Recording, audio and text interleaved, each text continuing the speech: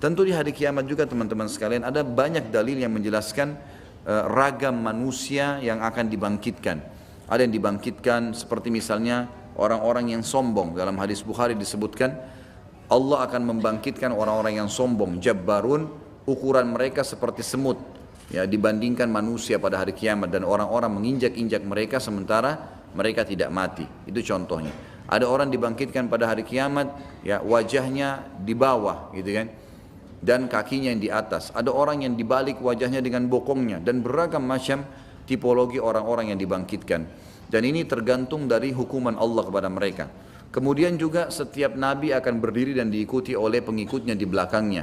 Kata Nabi SAW, ada nabi nanti yang datang diikuti oleh segelintir orang-orang yang beriman padanya. Ada yang nabi yang tidak diikuti oleh satu orang pun, gitu kan. Dan ada orang-orang, ada nabi-nabi yang penuh dengan pengikutnya, di antara adalah Nabi SAW. Juga akan ada orang dibangkitkan hari kiamat sendirian, bukan nabi tapi orang beriman. Seperti misalnya sabda Nabi SAW tentang Zaid, ya, Zaid bin Amr bin Tufail, ya, bin Tufail. Ini terkenal orang muwahhidnya Quraisy. Anaknya namanya Sa'id bin Zaid. Ini orang salah satu yang dijamin masuk surga dari sahabat Nabi. Tapi ayahnya belum sempat beriman pada saat itu.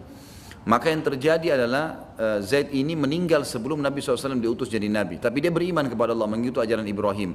Kata Nabi SAW, Zaid akan dibangkitkan sebagai satu umat sendiri. Jadi tidak ada orang di belakangnya, karena memang dia cuma beriman pada saat orang semua kufur kepada Allah Subhanahu wa ta'ala.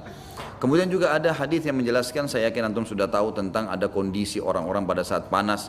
Ada 7 golongan yang dinaungi oleh Allah, tidak ada naungan kecuali naungannya. Orang-orang yang beriman tentunya, pemimpin yang adil, 2 orang yang saling mencintai karena Allah, berpisah dan bergabung karenanya, anak muda yang tumbuh dalam ketaatan Allah, seseorang yang diajak berzina oleh wanita yang terkenal kecantikan, keturunan, ya. Kemudian dia menolak, mengatakan saya takut kepada Allah. Seseorang yang bersedekah dengan tangan kanannya sampai tangan kirinya tidak tahu. Ini tentu isyarat saja, ya, ibarat.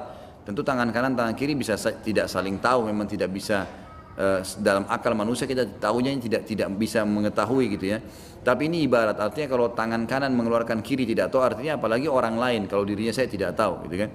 Kemudian juga orang-orang yang terikat hatinya dengan masjid gitu kan.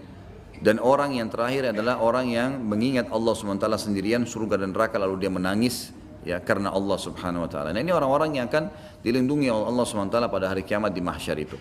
Tapi yang kita ingin titik beratkan adalah kiamat akan terjadi dengan semua tanda-tandanya tadi, kecil dan besar. Kemudian bagaimana mereka dibangkitkan dengan tiupan sangkakala, lalu bagaimana mereka dihadirkan di mahsyar dan kejadian-kejadian yang tadi yang sudah saya ceritakan, lalu kemudian nanti akan masuk ke dalam surga atau neraka.